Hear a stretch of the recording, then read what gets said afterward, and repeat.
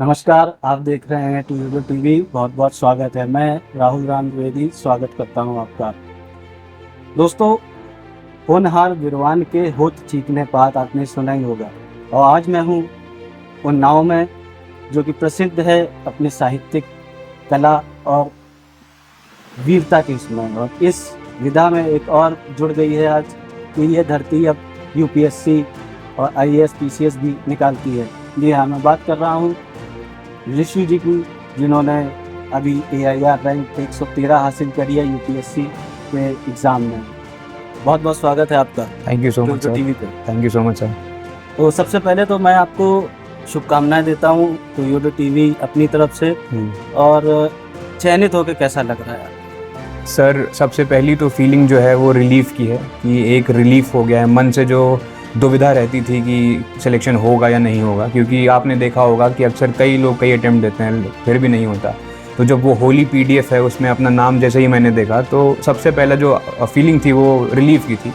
फिर जाहिर सी बात है माता पिता की खुशी और अंदर से जो खुशी होती है कि आपकी सालों की कड़ी मेहनत रंग लाई, तो इस वजह से मुझे काफ़ी अच्छा फील हुआ है सिलेक्शन के बाद। जब आपको पता चला, कहाँ थे आप, क्या कर रहे थे, कैसे पता चला? सर, जिस दिन रिज़ल्ट, असल में जो रिज़ल्ट था वो 2-3 दिन से प्रोसेस में था कि आना है आना है आना है। तो 14 तारीख से वो रिज़ल्ट ऐसा था कि कभी भी आ सकता है। तो 14 को एंग्जाइटी थी कि कब आएगा रिज़ल्ट। फिर 15 को भी यही हुआ, सुबह से शाम हो गया कब आएगा रिज़ल्ट। 16 को भी इसी तरह था कि आना है, वही फाइनल डे था कि उस दिन आना था। तो मैं बैठा हुआ था, मैं असल में अपने एक फ्रेंड से बात कर रहा था, वो मुजफ्फरनगर में रहता है। तो उससे ही नॉर्मल बातें हो रही थी और इसी तरह की बातें हो रही थी कि कब आएगा रिज़ल्ट, क्या आएगा। और उसी समय मेरे एक क्लोज़ फ्रेंड यहीं उन्नाव का ही है, और तो उसने मुझे फ़ोन करके बताया कि ऋषेन, रिज़ल्ट आ गया है और तुमने ये हासिल किया है। और वो अचानक से चिल्लाने लगा, कॉन्ग्रेचुलेशंस कॉन्ग्रेचुलेशंस कॉन्ग्रेचुलेशंस। तो मेरी जो सबसे पहली रिज़ल्ट आने की खुशी थी वो मुझे मेरे प्रिय मित्र ने ही दी, तो इस वजह से उसका मुझे आभार है। अभी दोस्तों ने हाँ, बिल्कुल बिल्कुल, आखिर तक दोस्त मेरे साथ रहेंगे। सेलिब्रेशन हुआ कि नहीं हुआ? बिल्कुल सर, सेलिब्रेशन तो अच्छे से हुआ। और अब आगे भी, जैसे अभी तो समय की थोड़ी सी दुविधा है, तो आगे और समय आने पर सेलिब्रेशन और अच्छे से ही होगा। सब मित्रों को अच्छे से पार्टी देनी है, तो ये इस वजह से ये है। अच्छा, इनका पूरा नाम ऋषेंद्र सिंह है? ऋषेंद्र सिंह जी। जी। और लेकिन मैं, एक तो मेरे छोटे भाई की तरह हैं, तो मैं ऋषु। बिल्कुल सर, ऋषु है ना? तो ऋषु जी, सबसे पहले मैं ये जानना चाहता हूँ, जैसे हर इंसान के जीवन में एक होता है कि भाई ये लक्ष्य है, ये मुझे जी करना है। जी जी। तो क्या आपका ये अल्टीमेट लक्ष्य था जो आपने हासिल कर लिया है? नहीं सर, अल्टीमेट लक्ष्य ये तो नहीं था। जब मैंने शुरू भी किया था यूपीएससी की प्रिपरेशन के लिए, तब भी मेरा इतना डीप मोटिवेशन नहीं था इसी फील्ड में आने के लिए। मेरा फोकस था कि मैं अपनी पढ़ाई को आगे ले जाऊं, एकेडमिक्स में आगे करूं, मास्टर्स करूं, पीएचडी करूं साइंस में, क्योंकि मैथमेटिक्स बहुत प्री सब्जेक्ट था मेरा, तो उसमें मुझे काफ़ी आगे तक जाने की इच्छा थी। मैंने ग्रेजुएशन भी Ramjas college, university of Delhi से मैथ्स ऑनर्स किया है, तो मैं उसी को ही आगे कंटिन्यू करना चाहता था। लेकिन अचानक से ही जो शिफ्ट हुआ कोविड-19 पैंडमिक की वजह से, अच्छा, इस वजह से मैंने सोचा कि अब क्योंकि बाहर विदेश जाने की तो अपॉर्चुनिटी नहीं है अभी मेरे पास, तो यहाँ पर इसी की प्रयत्न करते हैं। और आपने कहा अंतिम उद्देश्य, तो अंतिम उद्देश्य सर सिलेक्शन होना नहीं है। अंतिम उद्देश्य जो है कि कैसे समाज का अच्छा किया जाए, कैसे समाज का भला किया जाए, ये है अंतिम उद्देश्य। उस पर मेरा जोर रहेगा पूरी तरीके से। नहीं, बहुत अच्छे विचार हैं आपके। एक सवाल मेरा ये है कि ऐसा क्या है इस क्षेत्र में कि आजकल बहुत सारे युवा जो है इसकी ओर आकर्षित हो रहे हैं? जी सर। क्या ऐसा यूपीएससी में ऐसा क्या आप खास देखते हैं? सर, सबसे बड़ी चीज़ है जो औहदा आपको मिल रहा है उस यूपीएससी से। अब आप अगर देखा जाए ठीक तरीके से, तो आईएएस जो है उसको समाज में इतनी प्रेस्टीज मिलती है, इतनी इज्जत मिलती है, तो सबसे बड़ा तो जो चुंबकीय जो आकर्षण है वो उसी वजह से ही होता है कि जो सामाजिक वेल विशर्स होते हैं, जो आपका अच्छा चाहते हैं, तो काफ़ी कुछ जुड़ाव हो जाता है इन सब चीज़ों की वजह से। तो मेरा यही मानना है कि ये तो एक पहला कारण है। और दूसरा कारण ये भी है कि आजकल लोग देख रहे हैं कि ऑनलाइन एजुकेशन से काफ़ी आगे जा चुका है अपना भारत, तो इस वजह से जो शिक्षा है वो बहुत इजीली अवेलेबल है हर कोने में। उसकी वजह से जो अवेयरनेस है कि जागरूकता है कि मैं इस फील्ड में भी जा सकता हूँ। छोटे छोटे शहरों से, जैसे कि मैं खुद हूँ, वहाँ से बच्चे आगे आते हैं और अपने प्रदर्शन करते हैं अपनी शिक्षा का। तो ये भी एक कारण है कि काफ़ी कुछ आगे जा रहा है यूपीएससी के उसमें। आपने ऑनलाइन की बात करी, जी सर। तो ऑनलाइन में एक अलग तरह की कोचिंग चल रही है रील्स से। बिल्कुल सर, आपने भी देखी होगी। बिल्कुल बिल्कुल। कहाँ तक उसको सही मानते हैं कि वो कुछ हेल्प करती भी है कि नहीं करती है, और सेल्फ प्रोक्लेम्ड जो मोटिवेशनल स्पीकर जो हैं जी सर। वो कितनी हेल्प करते हैं बच्चों को जिसकी तैयारी कर रहे हैं यूपीएससी की? सर जैसे मैंने भी यूट्यूब चलाया है, क्योंकि मैं सोशल मीडिया से तो कटा था, लेकिन यूट्यूब में ज़रूर था, तो मैंने भी रील्स देखे हैं। तो रील्स एडीएम के एंट्री के रील्स, आईपीएस के एंट्री के रील्स, सर ये जो मतलब काफ़ी नीश चीज़ें हैं, काफ़ी फंक्शनल चीज़ें हैं, ये उतना इनकी इंपॉर्टेंस नहीं है इस यूपीएससी की प्रिपरेशन में, और ये एक तरीके से गलत तरीके से भ्रमित भी कर रहे हैं युवाओं को। तो इसको थोड़ा सा रेगुलेशन की ज़रूरत है, उतना ही नहीं है जो इस फील्ड में दिखाया जाता है। काफ़ी काम होता है जो लोगों को नहीं पता होता है, तो इस वजह से मुझे लगता है कि रेगुलेशन तो हमारे हाथ में नहीं है, सरकार बिल्कुल के सर, हाथ में है, बिल्कुल लेकिन जो हमारे हाथ में है कि हमें इन चीज़ों से बचना चाहिए। बिल्कुल सर। तो क्योंकि इस तरह की चीज़ें बहुत सारी आ रही हैं जो आपने बोला, जैसे बिल्कुल सही बोला कि भ्रमित कर रही हैं। बिल्कुल सर। अच्छा, एक और भ्रम वाला एक सिचुएशन रहती है कि क्या 1-1.5 साल की कठिन मेहनत, मतलब रेगुलर मेहनत से क्या हम यूपीएससी निकाल सकते हैं, या हमको रेगुलर पढ़ाई की ज़रूरत है स्टार्टिंग फ्रॉम 1 to 2 ईयर, ऐसा? नहीं सर, ऐसा तो नहीं। मतलब अगर आपने 1 साल की रिगरस मेहनत की है, जैसे मेरा ये था कि मैंने शुरुआत जब की तो मुझे गाइडेंस उतनी नहीं थी, तो इस एग्ज़ाम में गाइडेंस की बहुत इंपॉर्टेंस होती है। तो मेरा ये मानना है कि जैसे अगर किसी भी स्टूडेंट को गाइडेंस अच्छा मिला, तो उसको मुझे नहीं लगता कि 1-1.5 साल से ज़्यादा मेहनत करने की ज़रूरत है। पढ़ाई 1-1.5 साल में ही होती है इसकी, और उससे ज़्यादा मेहनत करने की ज़रूरत नहीं है। अगर नहीं होता है तो आपको जाहिर सी बात है आगे मूव ऑन कर जाना चाहिए इन सब फील्ड से, क्योंकि ज़रूरी नहीं है कि आपको मेहनत करने पे भी सक्सेस मिले। ये इतना अनप्रेडिक्टेबल एग्ज़ाम है कि बहुत ऐसे बच्चे होते हैं जो रात दिन एक कर देते हैं।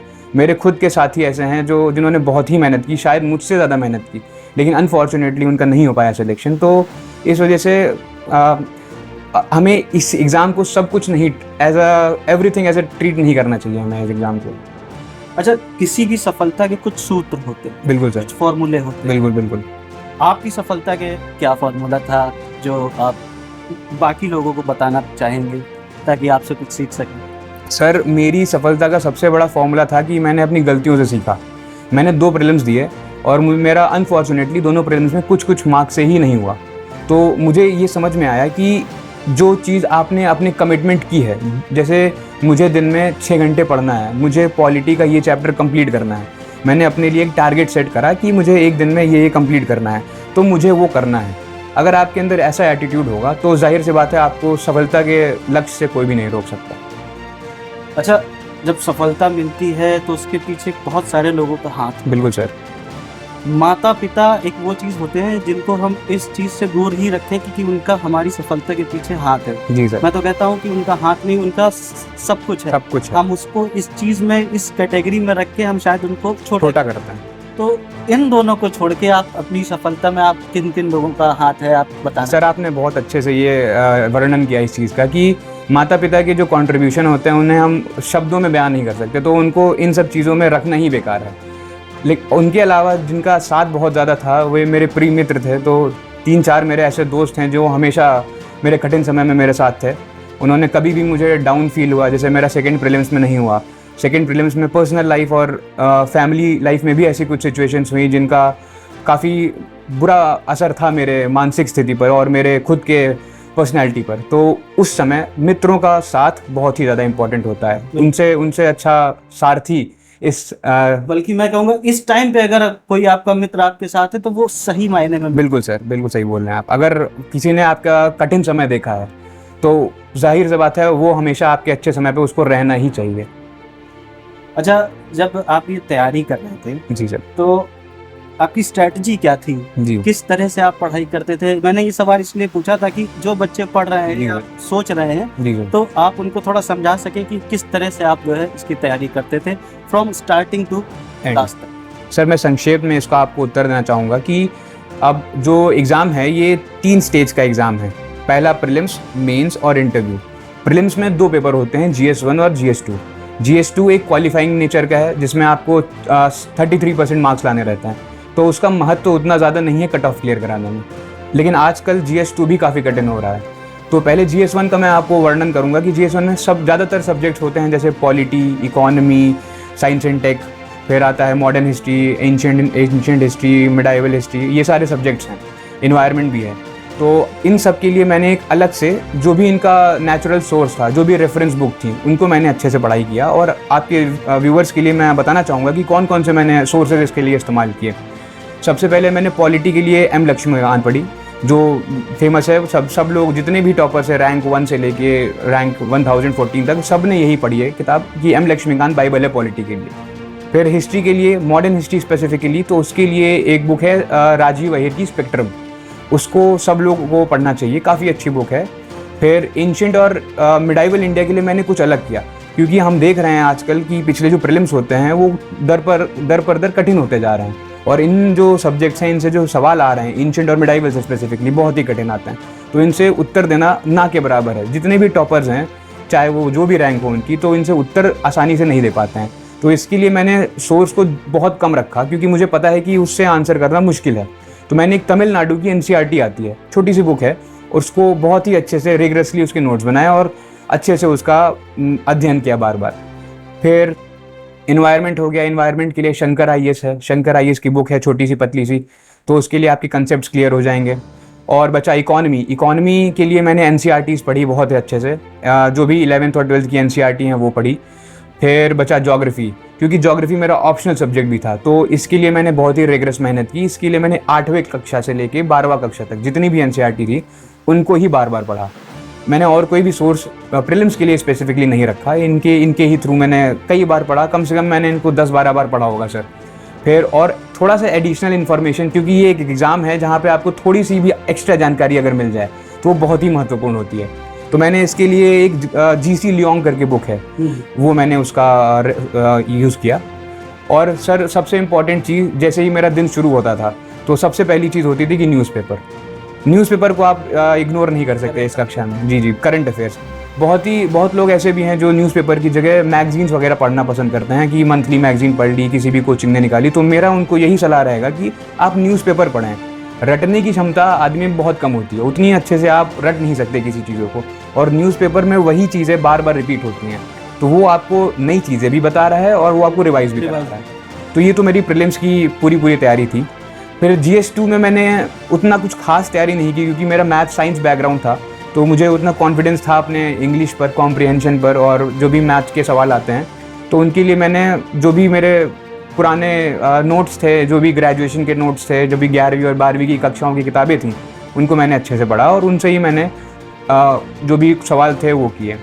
और बहुत ही इंपॉर्टेंट एक चीज़ और मैं यहाँ पर मेंशन करना चाहूँगा, एक्चुअली 2 चीज़ हैं। सबसे पहली चीज़ है जो प्रीवियस ईयर क्वेश्चन पेपर है UPSC के, बिल्कुल हम लोग की लैंग्वेज में उसे गोल्ड माइन कहा जाता है UPSC की लैंग्वेज में, कि आप प्रीवियस ईयर क्वेश्चन को ना सिर्फ लगाना, वो तो दूर की बात है, वो तो सारे ही बच्चे लगा रहे हैं, लेकिन जो भी उसमें दिया है, जिस हिसाब से दिया है, उनके डायमेंशंस खोलना। एक सवाल में 4 ऑप्शन है, तो आपको उन चारों ऑप्शन के बारे में बहुत ही अच्छे से जानकारी होनी चाहिए। जब वो जानकारी आपको होगी तो आप आगे जितने भी आते हुए सवाल हैं वो आप उनका उत्तर कर पाएंगे।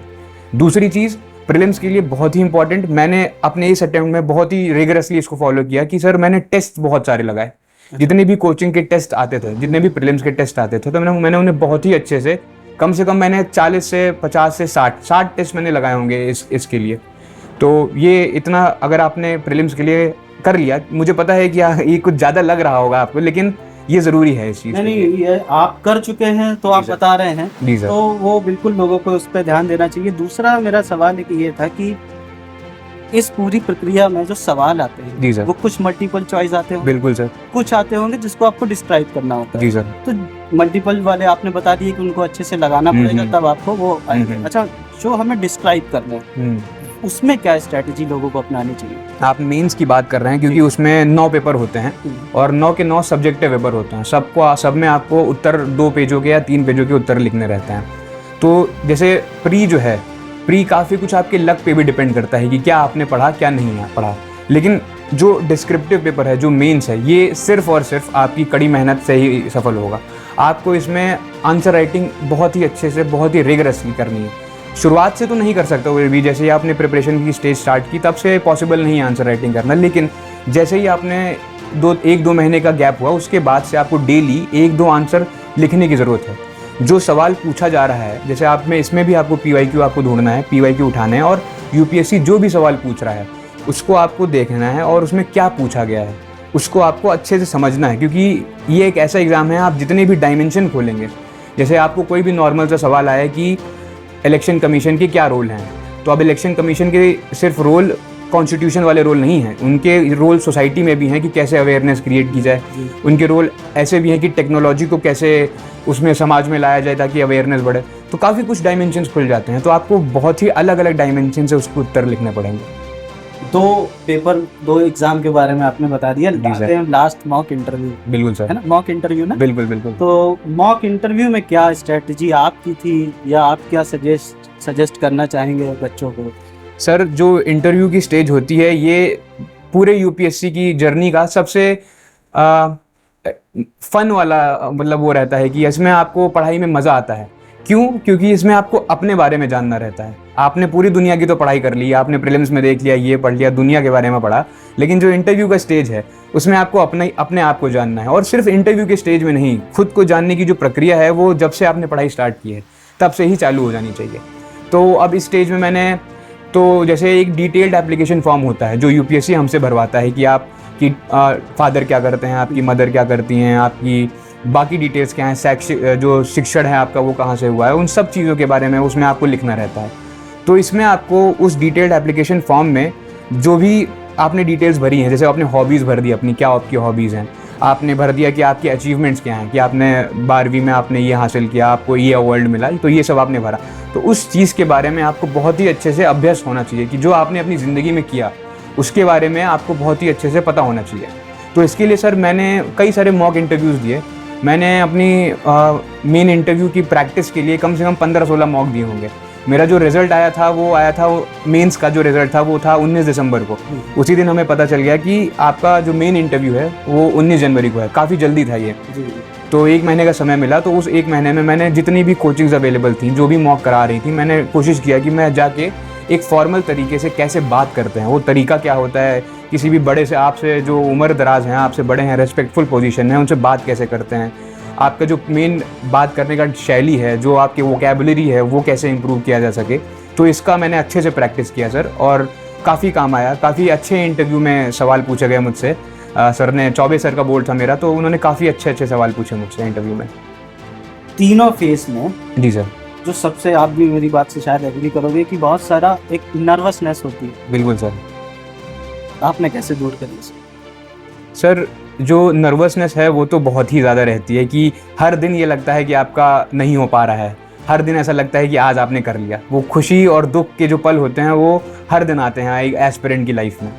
तो अब मेरा इसमें ऐसा था कि सर मैं फ़ुटबॉल को बहुत पसंद करता हूँ। फ़ुटबॉल खेलना और फ़ुटबॉल देखना दोनों में मेरी रुचि बहुत ज़्यादा है। तो मैं जब भी खाली समय मिलता था तो मैं फ़ुटबॉल देखता था। मैं अपने दोस्तों के घर जाता था, उनके साथ फ़ुटबॉल खेलता था, स्टेडियम जाता था, वहाँ पे खेलता था। तो मैंने अपनी जितनी भी एक्स्ट्रा एनर्जी थी जो नेगेटिव डायरेक्शन में जा रही है, जैसे आपने बोला कि नर्वसनेस हो रहा है, तो उसको मैंने दूर करने के लिए दोस्तों से बात की, अपनी जो हॉबीज़ हैं उनमें रुचि रखी, पोइट्री में रुचि रखी। तो इन सब चीज़ों में मेरी रुचि काफ़ी थी, तो ऐसे मेरा माइंड डाइवर्ट नहीं होता था। और जब मैं आपके बारे में पढ़ रहा था, कोशिश कर रहा था कि कहीं से कुछ मिले सर जानने के लिए, तो मुझे मिला कि आपको फुटबॉल खेलना बड़ा पसंद है। बहुत रुचि है सर फुटबॉल खेलने में, और शायद आपने नेशनल तक, स्टेट लेवल फुटबॉल खेलना सर। यस। तो इसकी रुचि कैसे आई, और स्कूल में के टाइम से खेलना है कैसे? सर, शुरुआत में तो मेरा एम ये था कि क्रिकेटर बनना है, क्योंकि हर बच्चे का, भारतीय बच्चे का यही सपना रहता है कि बड़े होकर सचिन तेंदुलकर, विराट कोहली, इनको कॉपी करना है। लेकिन मुझे 6ठी 7वीं 8वीं तक समझ में आ गया कि कुछ वो शैली नहीं है मेरे अंदर क्रिकेटर बनने की। लेकिन मेरी रुचि फुटबॉल में बहुत ज़्यादा हुई उसी बीच। मेरा जो स्कूल है सेंट लॉरेंस, तो यहाँ पर फुटबॉल को काफ़ी प्रमोट किया जाता था। तो मुझे याद है बहुत अच्छे से, मैं सुबह प्रैक्टिस करने जाता था। हमारा स्कूल 7 बजे से चालू होता था और हमारी प्रैक्टिस 5:30 बजे से सुबह होने लगती थी। तो जैसे पढ़ाई के लिए माता पिता को आपको उठाना पड़ता है, तो उस खेल को खेलने के लिए मुझे कभी उन्हें उठाने की ज़रूरत नहीं पड़ी।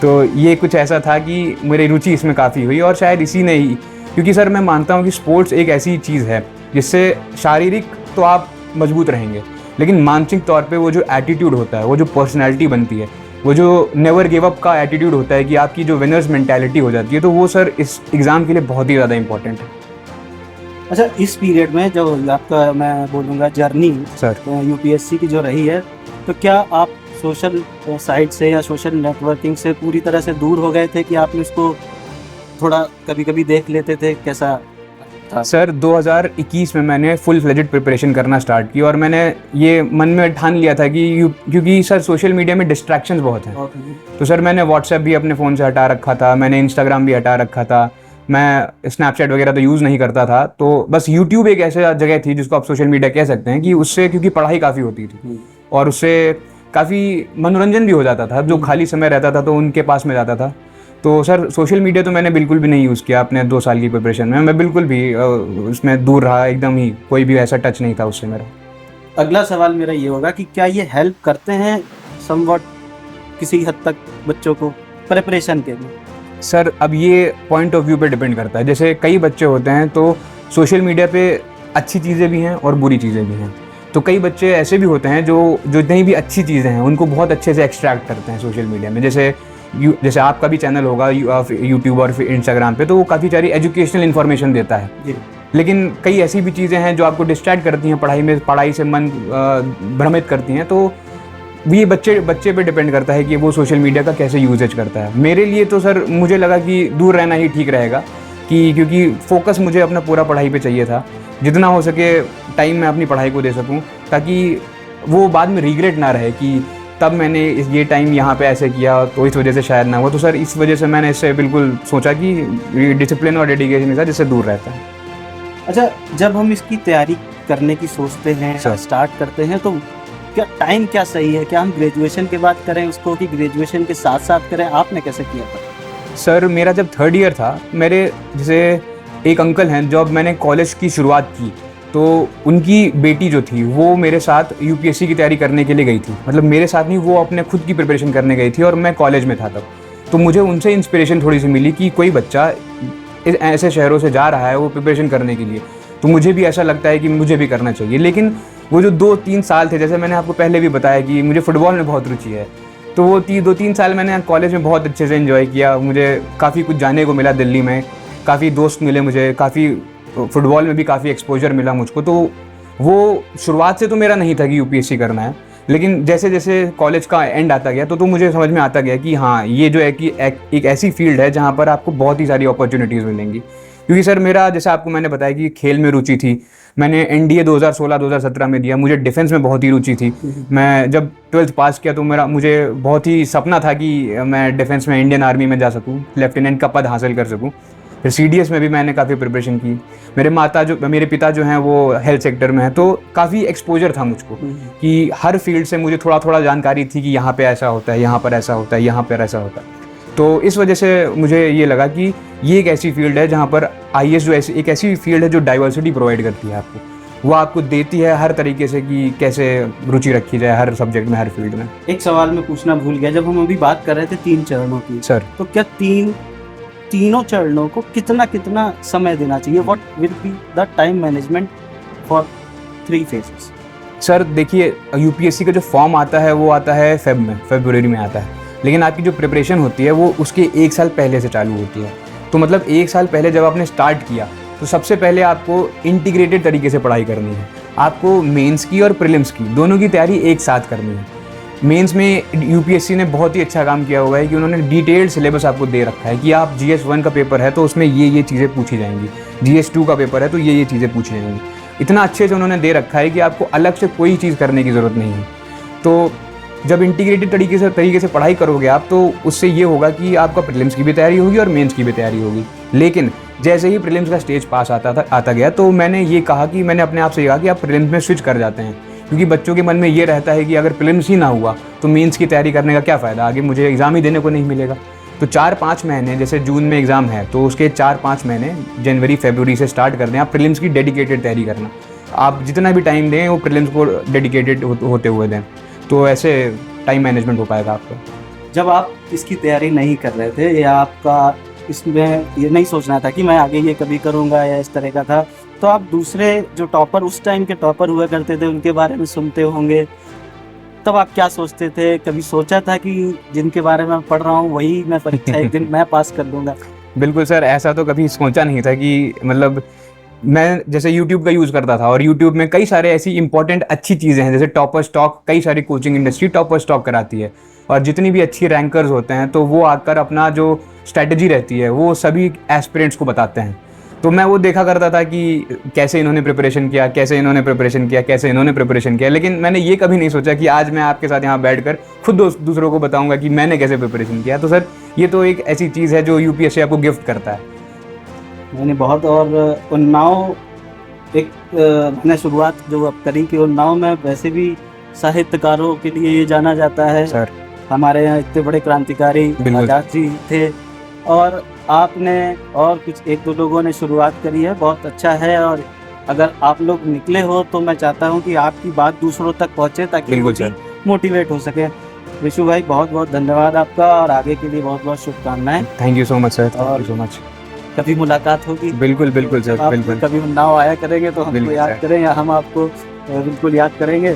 बहुत बहुत धन्यवाद आपका, और आगे के फ्यूचर के लिए all the best. Thank you सो आप मच सर, बहुत अच्छा करें। Thank you so much sir, thank you.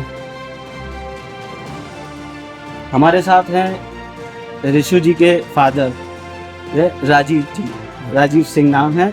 भैया कैसा लगा आपको जब आपको पता चला कि ऋषु ने यूपीएससी निकाल लिया है और 113 रैंक आई?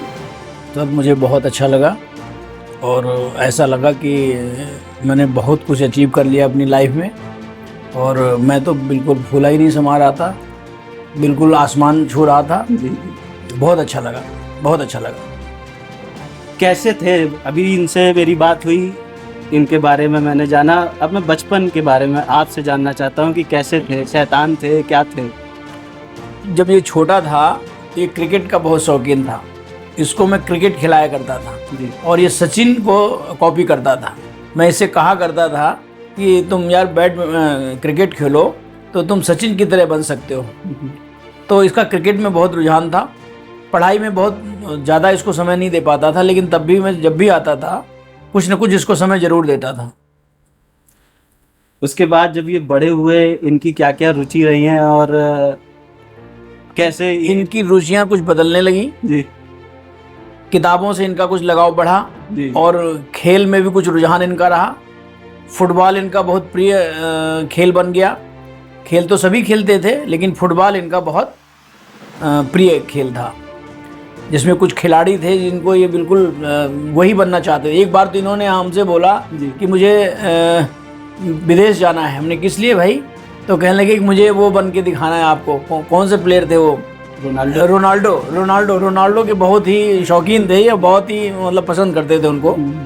तो कहने लगे हमको जाके बिल्कुल रोनाल्डो ही बनना है।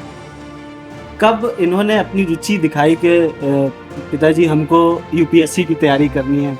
कब आपको पता चला कि हाँ इनकी रुचि इस तरह? एक्चुअल इंटरमीडिएट करने के बाद इसने इंजीनियरिंग के लिए कोचिंग करी थी, इंजीनियर बनने के लिए। तो आईआईटी का इसने फॉर्म डाला था। जी। तो आईआईटी का इसने एग्ज़ाम दिया, फिर इसको एनआईटी पटना मिला था। उसी साल इसने डीयू के लिए भी फॉर्म डाल दिया था। तो पटना में इसका एनआईटी में हमने इसकी फ़ीस भी जमा कर दी थी, लेकिन चूँकि पटना शहर से थोड़ा सा इसको अच्छा नहीं लगा, तो इसने कहा पापा हम वहाँ नहीं जाएंगे। तो हमने कहा फिर कहाँ जाओगे बेटा? तो कहने लगे कि हम एक बार डीयू देख लेते हैं। तो डीयू में इसका 11वीं कटाफ में रामजस कॉलेज मिल गया, तो फिर वहीं एडमिशन इसका करा दिया। और उसके बाद ये वहीं पढ़ता रहा अपना, केवल इसका रुझान वहीं था। वहाँ भी ये शायद फुटबॉल ही खेलता था, मैं देखा तो नहीं। मैंने इसकी व्यवस्था वहीं रहने के लिए, हॉस्टल नहीं था, बाहर इसकी व्यवस्था करा दी थी। और उसके बाद अपना ये शाम को खेलने जाता था वहीं रामजस कॉलेज में। जी। रामजस कॉलेज का इसका एक वो था, बैच लगा हुआ था उसमें टी शर्ट में, वही पहन के अपना चला जाता था। वहीं फुटबॉल या बैडमिंटन या जो भी मिल जाता था वो खेलता था वहीं पे। और इसको मेरे ख्याल से बीएससी ऑनर्स मैथमेटिक्स के 3rd ईयर में जी। इसका रुझान कुछ उधर झुका। इसके साथ कुछ बच्चे बाहर के थे, शायद आईआईटी कहाँ के थे, बिहार से आए थे, आईआईटी बिहार के थे। तो उसके बाद फिर उसको देख के इस 3rd ईयर से इसने तैयारी शुरू की। देखिए, बच्चे, माँ बाप जो होते हैं उनको अपने बच्चों पे तो यकीन होता ही है, आपको भी होगा। जी। लेकिन जब आपको कभी ऐसा लगा कि कहीं मतलब आप भी सोच कुछ डगमगाए कि ये तैयारी कर रहा है, होगा नहीं होगा, कैसी नहीं, मनस्थिति रही? मुझे कभी डगमगाहट नहीं हुई। मैंने सिर्फ एक बात कही थी कि बेटा तुम प्री निकालो, तुम प्री निकाल के दिखाओ, तब मैं समझूंगा कि तुम पढ़ाई कर रहे हो। तो ये मुझसे बोलता पापा बहुत टफ पढ़ाई है। तो हमने कहा टफ है तो क्या हुआ, प्री निकालो। क्योंकि मुझे ये विश्वास था, चूँकि आईसीएस बोर्ड है, आईसीएससी बोर्ड है, उसमें से लिखने का बहुत अच्छा वो होता है। जो इससे वगैरह है या और भी चीज़ें हैं वो लिखने में बहुत होते हैं, तो ये बड़ा फास्ट था लिखने में। तो मुझे विश्वास था, चूँकि रिटन में होता है वहाँ सब्सक्रिप्टिव होता है वो, तो इसलिए वो अगर निकल जाएगा ये प्री इसका, तो मेन तो निकाल ही ले जाएगा, ये मेरा विश्वास था। एक चीज़ सर बहुत ज़्यादा फैली हुई है, मैं भी आईसीएससी का पढ़ा हूँ जी। तो कि अगर यूपीएससी कोई क्लियर कर पाता है तो या तो वो यूपी बोर्ड का होगा, और बहुत अगर मेहनत कर रहा होगा तो वो सीबीएसई बोर्ड का होगा। आप ऐसे गार्जियन या ये बता सकते हैं कि नहीं, ये बोर्ड से भी अगर बच्चे पढ़े हैं तो वो यूपीएससी निकाल सकते हैं? जैसा कि आपने कहा कि डिस्क्रिप्शन जो वाला जो एरिया था वो इस बोर्ड का बड़ा अच्छा था, आपके क्या विचार हैं इसमें? मैं तो 100% ये मानता हूँ कि आईएससी हर स्टूडेंट को करना चाहिए, क्योंकि उसका जो डिस्क्रिप्शन है वो बहुत थारो होता है, बहुत ज़्यादा होता है, इसलिए हर बच्चे को आईएससी पढ़ना चाहिए। चलिए, तो बहुत बहुत धन्यवाद, आपने टाइम दिया और बहुत बहुत शुभकामनाएं। मिठाई आपने खिलाई दी है हमको। जी जी जी। और बहुत अच्छा लगा Thank you। आपसे बात करके। मेरे साथ हैं रेशु की माताजी और उनकी बहन, छोटी बहन ना? जी। छोटी बहन। तो माताजी, सबसे पहले मेरा आपसे सवाल है कि कैसा लग रहा है जब आज रेशु ने यूपीएससी क्लियर कर लिया, 113 रैंक आ गई, आपको कैसा लग रहा है? भैया बहुत खुशी हो रही है इसकी, मतलब वही नहीं कहते कि वर्डों में नहीं हम उसको बता सकते हैं। तो बहुत खुशी। कभी आपने सोचा था कि ये यूपीएससी की तैयारी भी करेंगे और उसको निकाल भी लेंगे? हाँ, सोचा था। सोचा था। इसकी मेहनत को देख के जी जी। मतलब सोचा था। आप जब ये छोटे थे, मैं छोटे से बात करता हूँ, जी। तो छोटे में इनका कैसा था? ये कैसे थे? शैतान थे, नहीं, सीधा पढ़ने वाले बच्चा थे था। कि सीधा से? गेम में बहुत शौक था। गेम का। हाँ, खेलने के लिए रोकना पड़ता था कभी डांट पड़ी आपको? बच्चे सॉरी, को। आपसे डांट भैया पड़ी ये उनको? चीज हम बताना चाहते हैं, इनसे भी कह चुके हैं कि इस बच्चे को कभी हम लोगों ने एक थप्पड़ नहीं मारा, ना इन्होंने और इसको भी कभी नहीं। सबसे बड़ी खास बात यही है। शैतानी तो करते होंगे?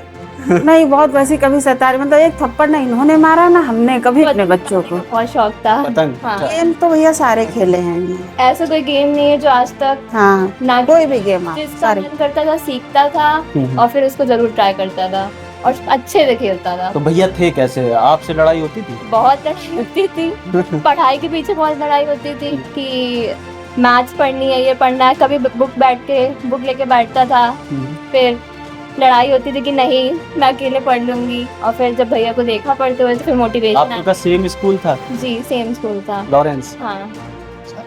तो आपके भी साइंस का था, आप भी साइंस पढ़ते थे? पीसीबी। तो आज कैसा लग रहा है जब भैया ने यूपीएससी निकाल लिया? थोड़ा सा आप बताओ। बहुत प्राउड मोमेंट तो है ही। सब दोस्तों के फोन आ रहे हैं कि अरे भैया ने निकाल लिया। ऑफ कोर्स मोटिवेशन तो बहुत मिल रही है अब। तो क्या आपका भी कुछ ऐसा ही है? अभी तो मेरा नीट निकालना है, एमबीबीएस करना है कंप्लीट। एक पक्का कर लेना है कि साइड में कि कुछ और भी है मेरे पास करने को, और उसके बाद अगर मेरा मन करेगा तो I will surely do it.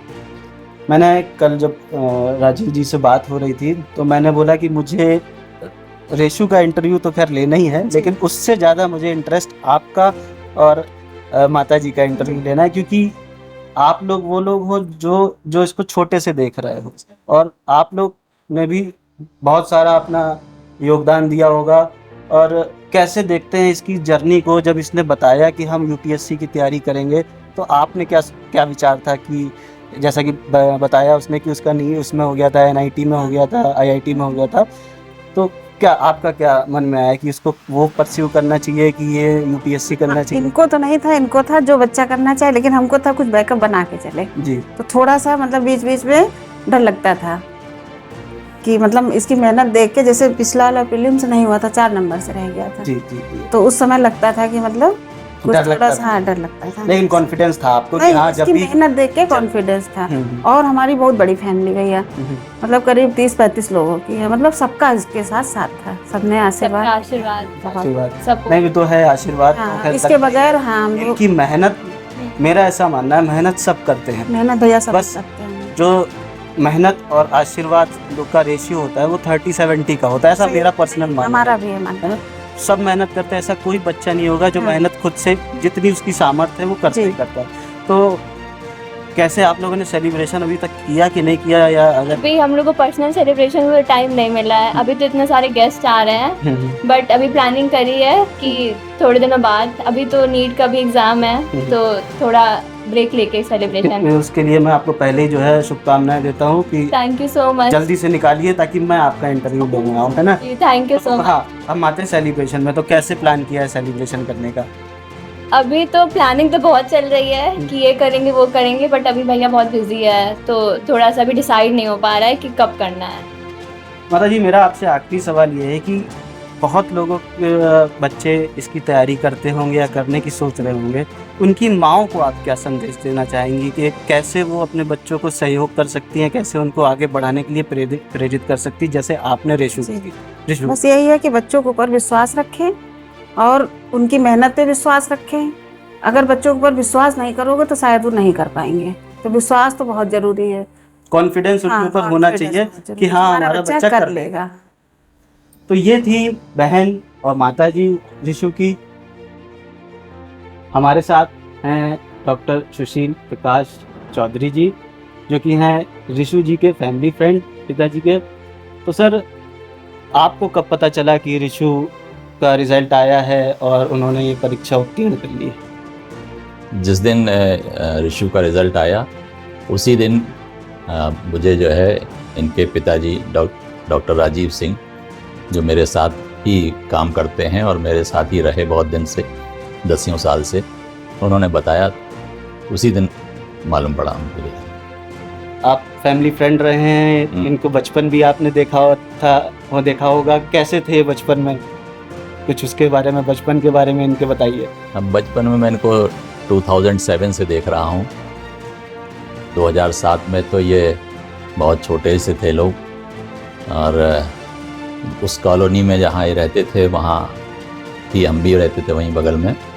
तो निकलना आना जाना, और मेरे पास ये और जो छोटी बहन है, चारू नाम है जिसका, दोनों लोग जो है अक्सर खेलते हुए आ जाते थे, बैठते थे वहीं। मैं पूछता भी रहता था कि आज क्या पढ़ा क्या नहीं पढ़ा, तो बताते भी थे। और उस समय इनका खेल में बहुत इंटरेस्ट रहता था, फुटबॉल की तरफ बड़ा ध्यान रहता था। तो हम लोग बीच बीच में टोकते थे, ज़्यादा फुटबॉल ना खेलना, पढ़ना है, कुछ बनना है आगे चल करके। ये सब चीज़ें रहीं, और शुरू से ही बहुत तेज़ और पावर अच्छी IQ रही। कोई भी चीज़ बताई जाती थी तो तुरंत ग्रेस्प कर लेते थे उसको, और समझ भी अच्छी थी, और जो जवाब देने का तरीका था वो भी उस समय अच्छा था इनका। तो हम लोगों को लगता था कि रिशु जो है आगे चल करके कुछ ना कुछ तो अच्छी जगह निकलेगा। और IAS वगैरह का नहीं हमें उतना वो था, लेकिन हम लोग सोचते थे कि डॉक्टर इंजीनियर की तरफ जो हम लोग की सोच होती है, वो सोचता था कि डॉक्टर इंजीनियर में से कुछ ना कुछ तो आराम से मिल जाएगा ये। और IAS वगैरह का तो बाद में जो है सोच आया, तब ये हुआ कि अगर क्यों ना एक बार इस तरफ, इस साइड में ले जाया जाए, हो सकता है सफलता प्राप्त हो। क्योंकि जब इनके अच्छे स्कोर आने लगे, इंटर में भी अच्छी पोजीशन आई, फिर इंजीनियरिंग में भी हुआ था इनका बीटेक में। हाँ, और वहाँ कहीं पर याद नहीं आ रहा मुझे जी जी, वो कौन सी जगह थी, NIT पटना। NIT पटना में हुआ था। तो फिर ये हुआ कि NIT पटना नहीं करना है। इनका इंटरेस्ट था कि मैं जो है मैथ से करूँगा। तो हम लोग सोचते थे यार मैथ पढ़ेगा, IIT पटना छूटा जा रहा है, अच्छा खासा सब लोग इंजीनियर। तो ऐसे पूछा, तो इनका जब रुझान देखा कि नहीं मुझे मैथ पढ़नी है, मुझे मैथ में इंटरेस्ट है, तो फिर ये हुआ कि चलो इनको मैथ में ही रखा जाए। इसके लिए फिर ये जब इन्होंने एग्ज़ाम दिया तो दिल्ली यूनिवर्सिटी में भी इनका जो है DU में, रामजस डिग्री कॉलेज में DU में हुआ। तो फिर वहाँ हम लोग इनको छोड़ने भी गए। फिर वहाँ से जब वहाँ की जो है जब एग्ज़ाम हुए first year second year BSc honours था इनका मैथ से, तो उसके जब ग्रेडिंग आनी शुरू हुई तो उससे जो है ये लगा कि एक बार इस तरफ भी ध्यान दिया जाए। तो जब उसमें अच्छे नंबर आए और इनका इंटरेस्ट मैथ में इतना तेज़ है बंदा, तो ये हुआ कि कुछ ना कुछ तो जो है सिविल सर्विसेज की तरफ अगर जाता है तो कुछ ना कुछ तो लेकर के आएगा। उसके बाद फिर हम लोग पीछे इनको सिविल सर्विसेज के लिए ही प्रेरणा देते रहे, मोटिवेशन लगातार देते रहे। हालांकि बीच बीच में जो है हम पूछते थे राजीव भाई से कि क्या है हो रहा है, कहने वो रात भर जगता रहता है, वो घर में ही फुटबॉल खेलता है रात में। जी। तो ये होता था कि नहीं ठीक है भाई, एक्टिव है वो, अपनी एक्टिवनेस के लिए फुटबॉल खेलता है, कोई बात नहीं। लेकिन जब रिजल्ट्स अच्छा आता था तो समझ में आता था कि नहीं, वो फुटबॉल उसका जो है पैशन हो सकता है, लेकिन ये भी स्टडी भी एक पैशन ही है बहुत अच्छा। और इस तरह जो है आज रिज़ल्ट जो है सबके सामने है और हम लोगों को बहुत खुशी है और बड़ी इनके लिए बहुत शुभकामनाएं हैं भविष्य के लिए कि इन्होंने एक हम मतलब इनके थैंकफुल भी हैं कि इन्होंने हम लोगों को आज ये दिन दिखाया और हम भविष्य में हमारे लिए एक हौसला भी दिया आगे आने वाले समय के लिए।